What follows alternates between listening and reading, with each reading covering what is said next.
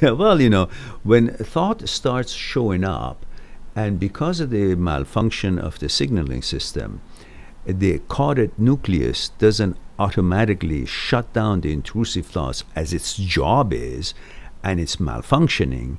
So, orbital prefrontal cortex keeps sending that suggestion or thought because it doesn't get a answer back that, hey, I'm not interested, and then caudate nucleus shuts out the connection, says these are intrusive thoughts, stop this. When it doesn't do it, so prefrontal cortex keeps sending, says, I have no answer, anybody gonna answer me? Then amygdala and thalamus says, well, caudate nucleus, fuck man, what are you doing? Why don't you shut it up? He says, well, I'm malfunctioning. It's electrical system, the brain.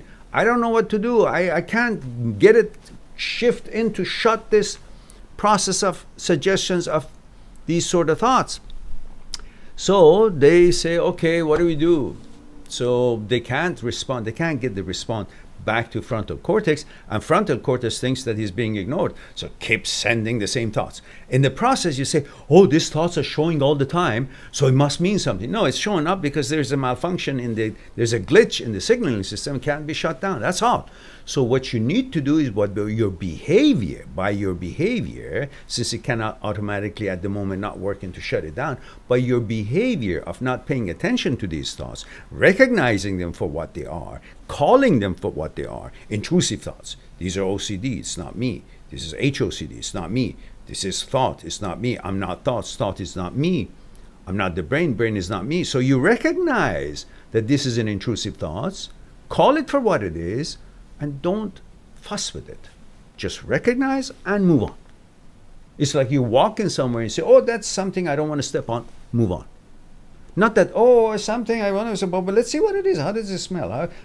You're fussing with it. Then you create more and more of a focus on it.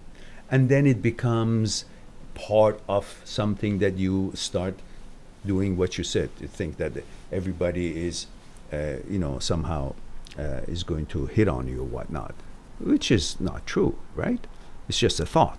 So ignore thoughts and go on until the behavior that you show towards the suggestion thoughts that show up, it shows and delivers that signal back to frontal cortex that, hey, listen, there's no interest. Nobody's buying these sort of thoughts here. So simmer down.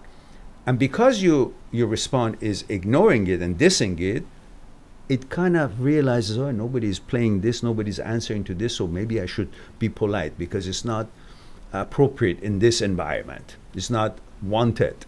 It's not interesting to them. So it gets the signal eventually and simmers down. And if it eventually, through neuroplasticity, you rewire your brain and caudate nucleus starts working after a while, and in the meantime, the intrusive thoughts slow down because nobody plays with them, you ignore them, and therefore naturally they kind of dissipate, and if they show up again, you know what to do, and eventually they stop. And they could come back again, but you know what to do. You've already experienced what they are. So it's part of the human being. Look, 94% of the human beings on this earth have intrusive thoughts. It's not like there's something specifically wrong with you. Almost everybody has it. The other 6% either lying or they haven't noticed it yet. They will. So